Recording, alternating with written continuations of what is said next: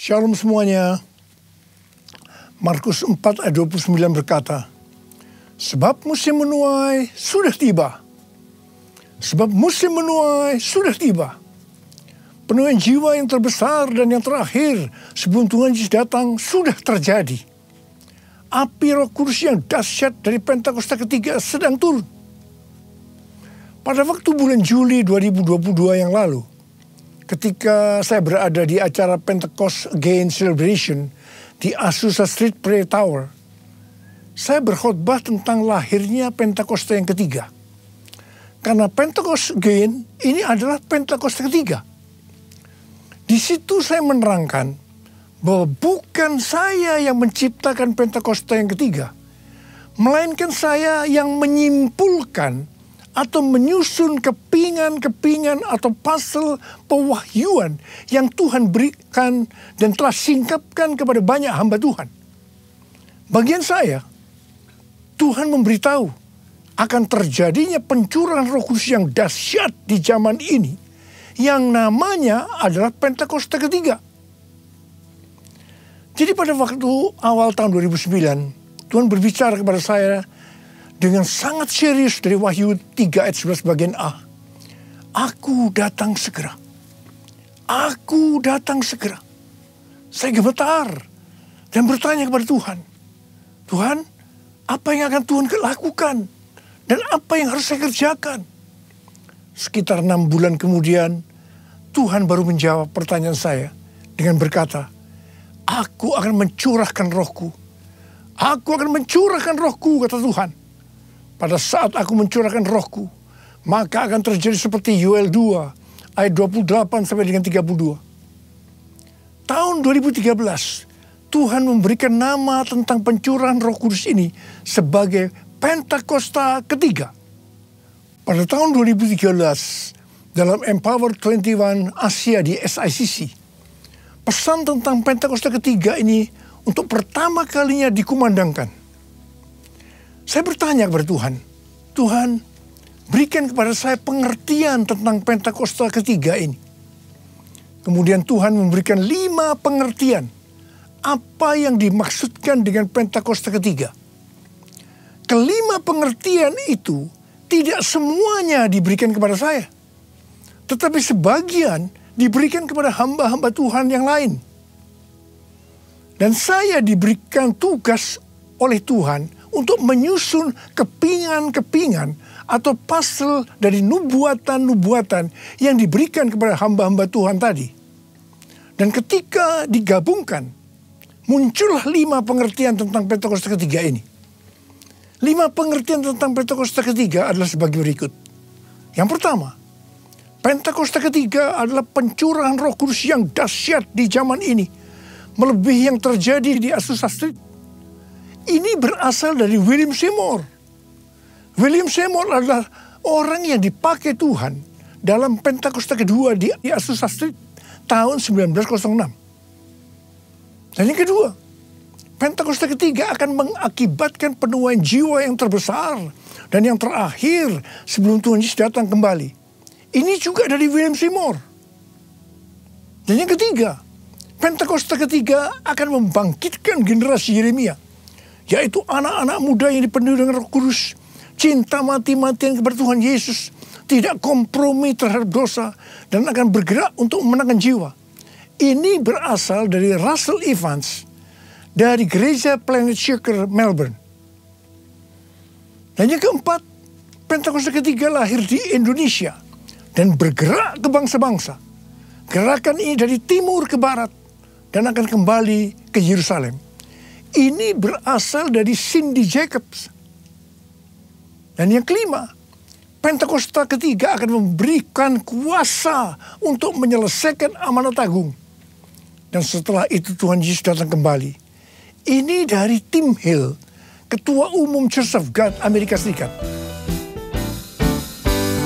Api Pentakosta menyala, api Pentakosta menyala. Api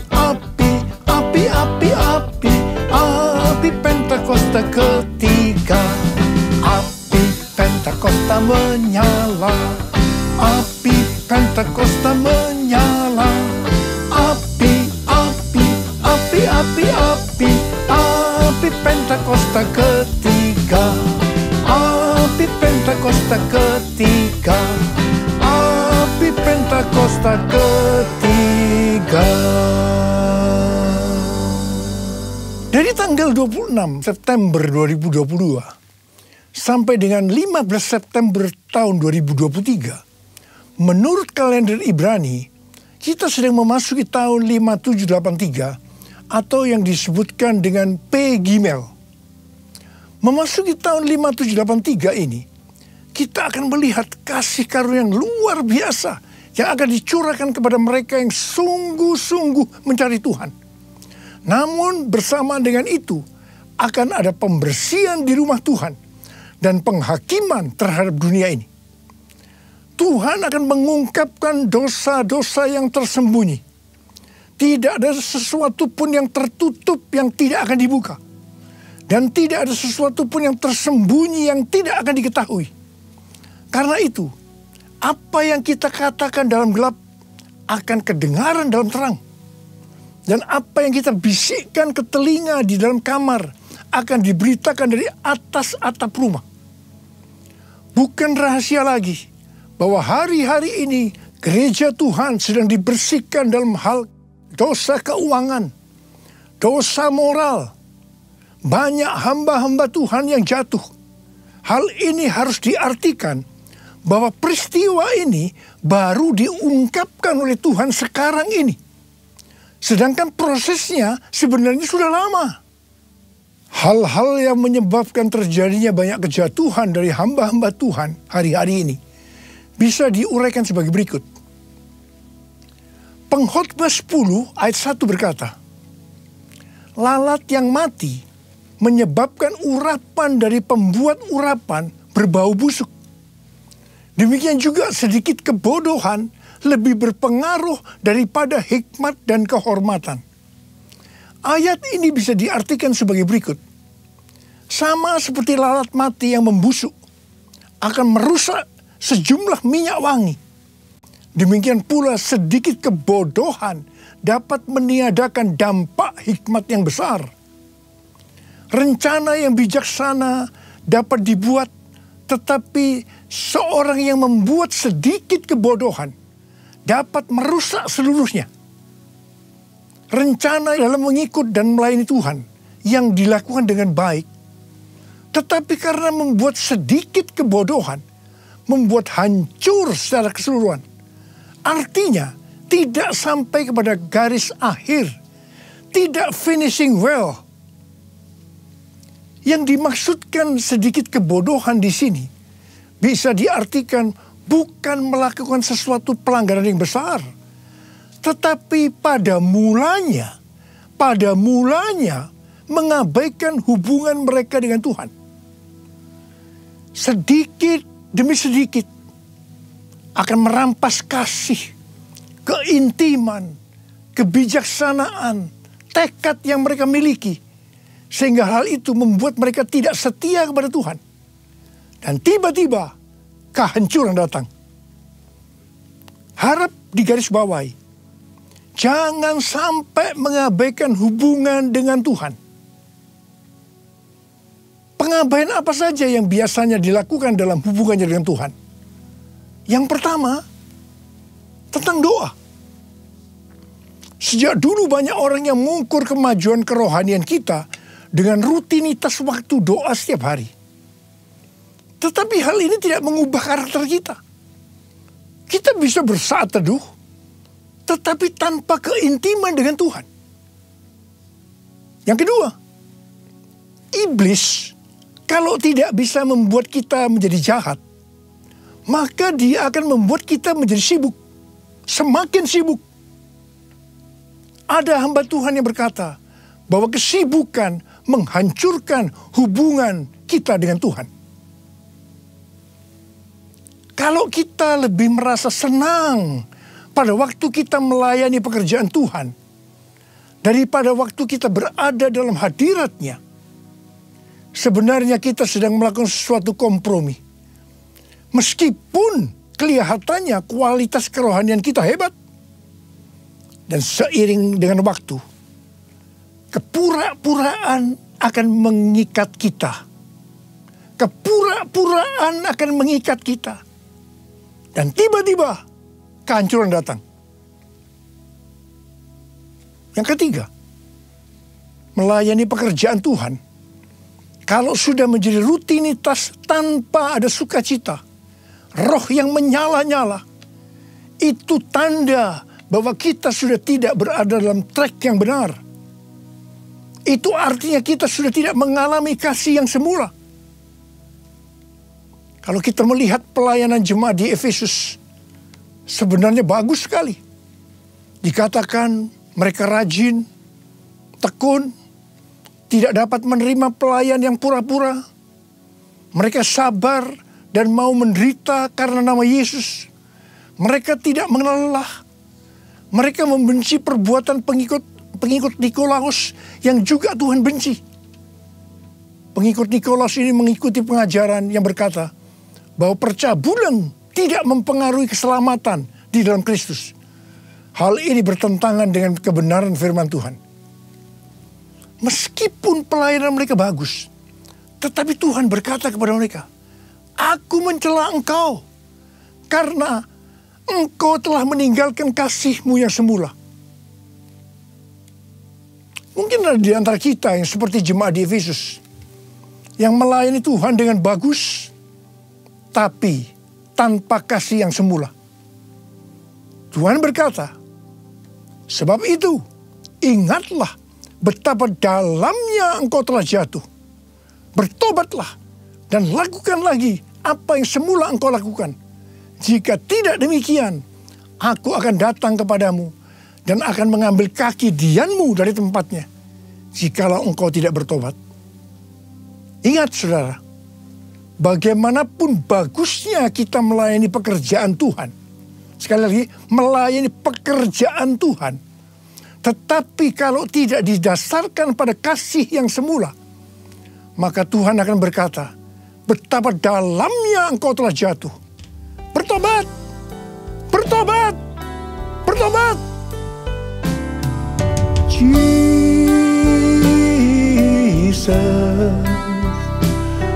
Lord Jesus, Lord Jesus, you're my first love.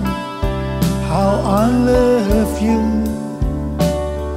Oh, how I love you, Jesus, Lord Jesus, Lord Jesus, you're my first love. How I love you. Oh, how I love you, Lord.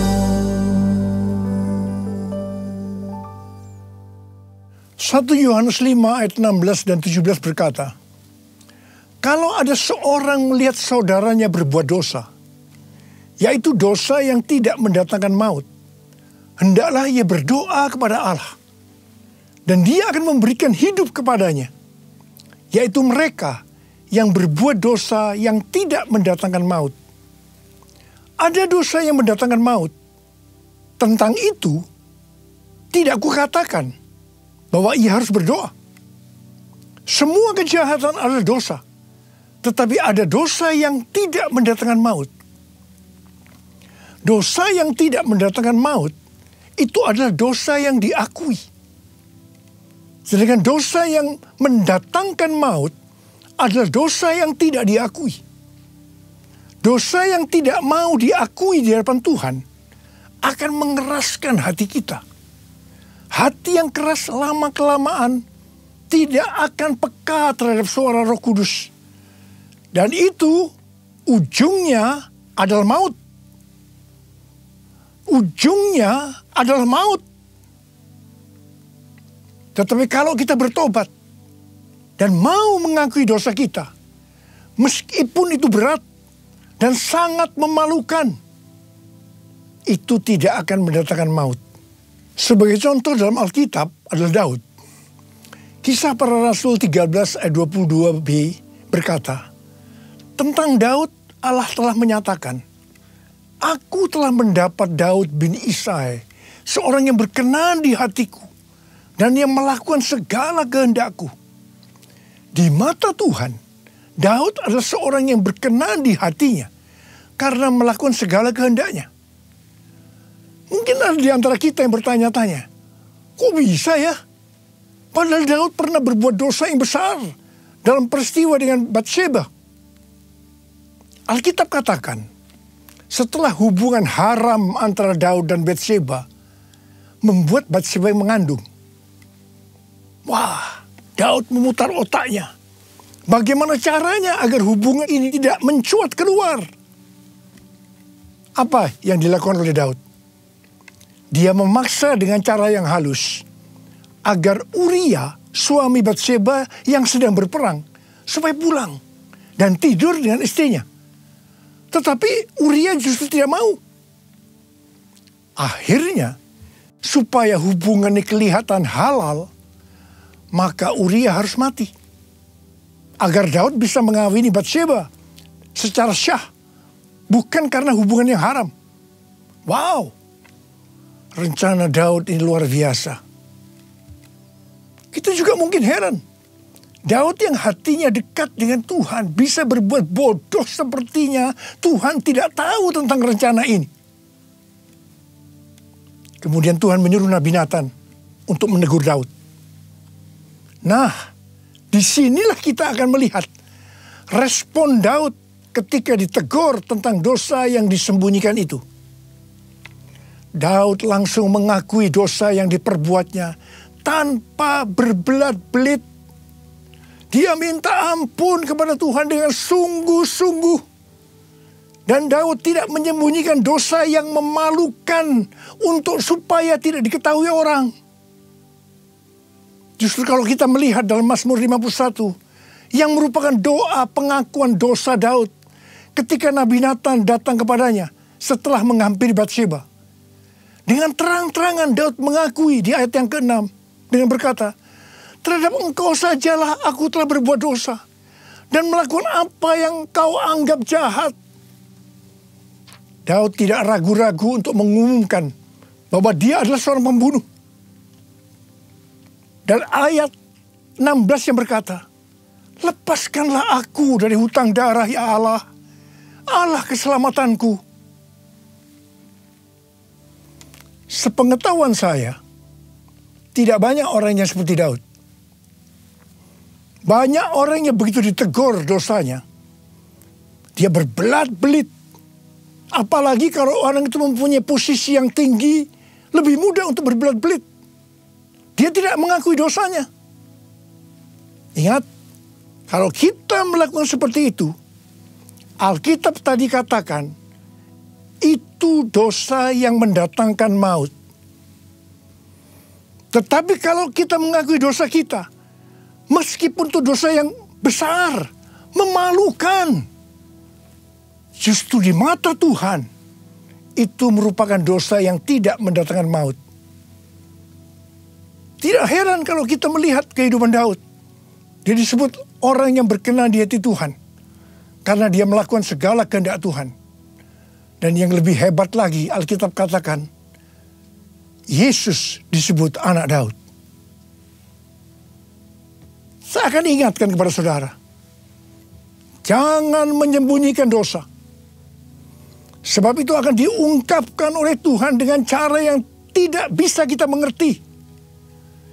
Dan yang lebih penting lagi, kalau kita mengaku dengan jujur di hadapan Tuhan, meskipun dosa itu sangat memalukan, dosa itu tidak akan mendatangkan maut. Dan Tuhan berkata, dosa seperti itu yang didoakan. Seperti yang dikatakan dalam 1 Yohanes 5 ayat 16 dan 17 tadi.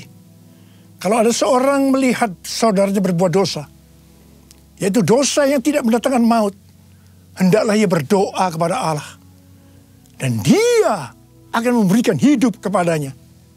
Yaitu mereka yang berbuat dosa yang tidak mendatangkan maut.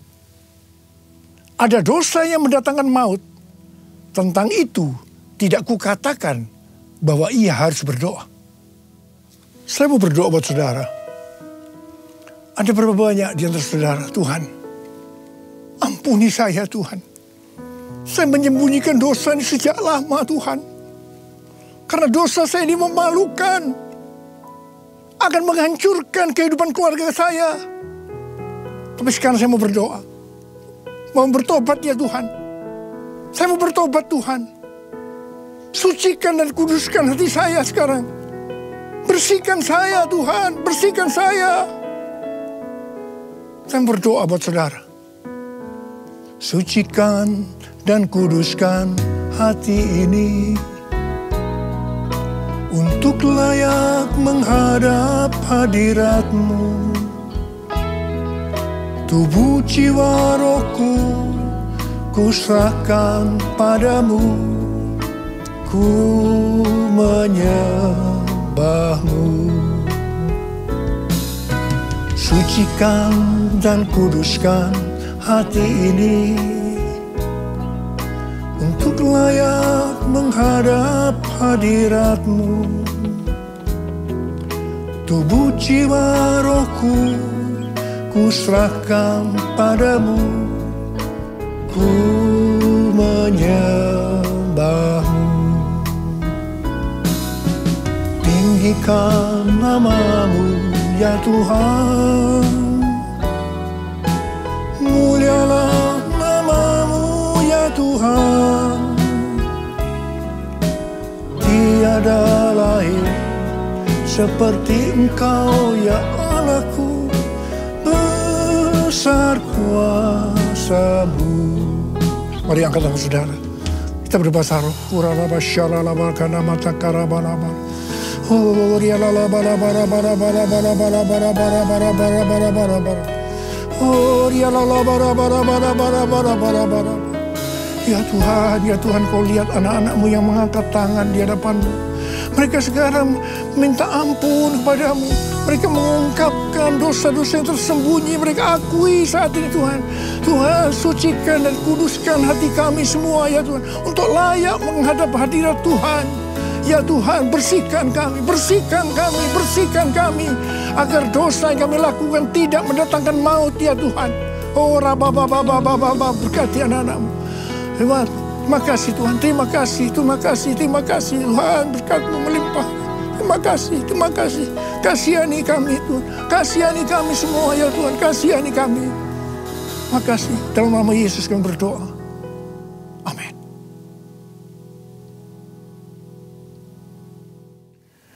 Mari saudara-saudara, kita akan masuk dalam perjamuan kudus. Kita akan mengingat ayat ini. Sebab setiap kali kamu makan roti ini dan minum cawan ini, kamu memberitakan kematian Tuhan sampai Ia datang. Perjamuan kudus adalah perjamuan Tuhan Yesus sendiri. Setiap kali kita masuk dalam perjamuan kudus, Tuhan Yesus selalu berkata, biarlah ini menjadi peringatan akan daku. Karena itu mari arahkan hati saudara kepada kebaikan Tuhan. Kita akan mengingat kebaikan Tuhan. Mari tundukkan kepala. Bapa, siapakah kami sebelum kami mengenal Engkau? Kami semua orang berdosa. Upah dosa adalah maut, mati. Tapi Engkau yang tidak berdosa telah dijadikan dosa oleh karena kami. Engkau harus turun dari sorga mulia, menjelma menjadi manusia. Mati ganti kami dengan penderitaan yang luar biasa. Sungguh kalau kami pikirkan betapa baiknya Engkau ya Aba. Engkau jadikan kami sebagai anak-anak-Mu. Engkau berkati, Engkau tuntun, Engkau tegur kami, Engkau hajar kami kalau kami berbuat dosa. Engkau sembuhkan kami, itu Engkau ya Aba, itu Engkau. Tuhan akan memberkati kita semua melalui perjamuan kudus. Tapi Tuhan mau kita makan dan minum dengan cara yang benar. Karena itu sekali lagi, mari kita introspeksi. Sekali lagi, mari. Jangan menyembunyikan dosa. Akui di hadapan Tuhan. Akui di hadapan Tuhan. Ampuni. Ampuni. Ampuni kami ya Tuhan. Ampuni kami, ampuni kami. Kau lihat anak-anakmu yang sedang meminta ampun kepadamu saat ini Tuhan. Ya Tuhan, ya Tuhan. Turunkan belas kasihan-Mu kepada kami semua ya Tuhan. Turunkan belas kasihan-Mu. Terima kasih Aba, terima kasih. Kami akan masuk dalam perjamuan kudus dengan hati yang penuh ucapan syukur. Dalam nama Yesus kami berdoa. Amin.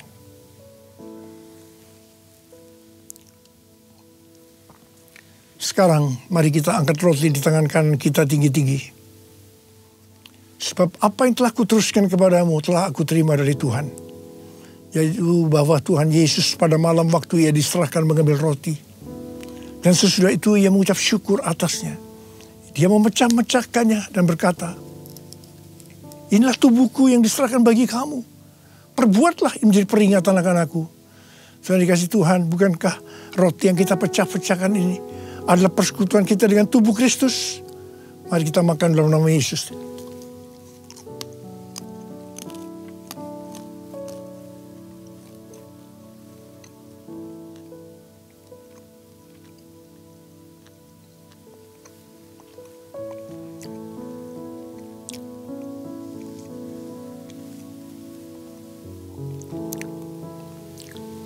Sekarang angkat cawan di tangan kanan kita tinggi-tinggi. Demikian juga yang mengambil cawan sesudah makan lalu berkata, cawan ini adalah perjanjian baru yang dibenarkan oleh darahku. Perbuatlah ini setiap kali kamu meminumnya menjadi peringatan akan aku. Saudara dikasih Tuhan, bukankah cawan pengucapan syukur yang atasnya kita ucapkan syukur adalah persekutuan kita dengan darah Yesus? Mari kita minum dalam nama Yesus.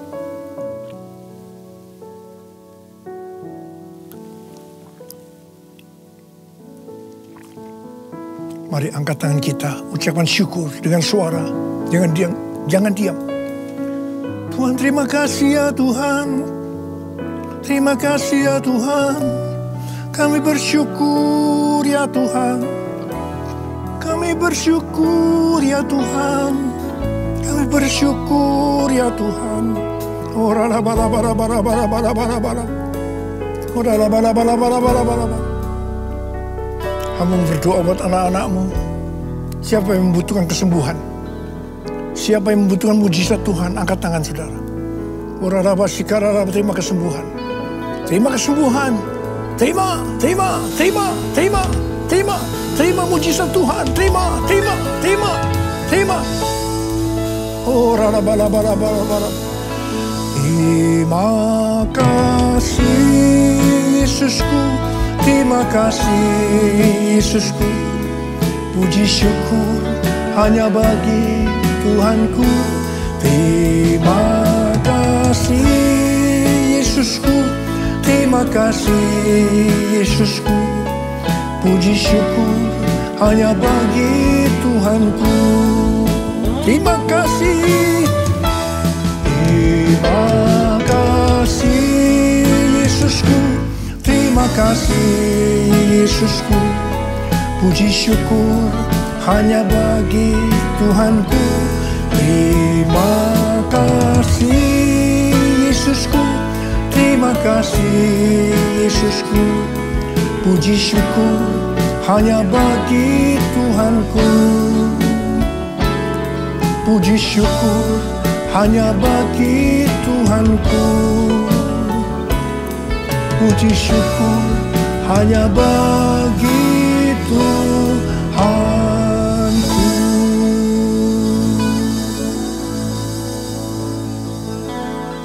Sekarang terimalah berkat Tuhan. Kasih karunia berlimpah-limpah daripada Allah Bapa di dalam Anak yang tunggal Yesus Kristus. Persekutuan yang manis dengan Roh Kudus menyertai saudara sekalian mulai hari ini. Sampai Tuhan Yesus datang menjemput kita di awan-awan dan bahkan sampai selama-lamanya. Yang percaya bersama-sama katakan, Amin.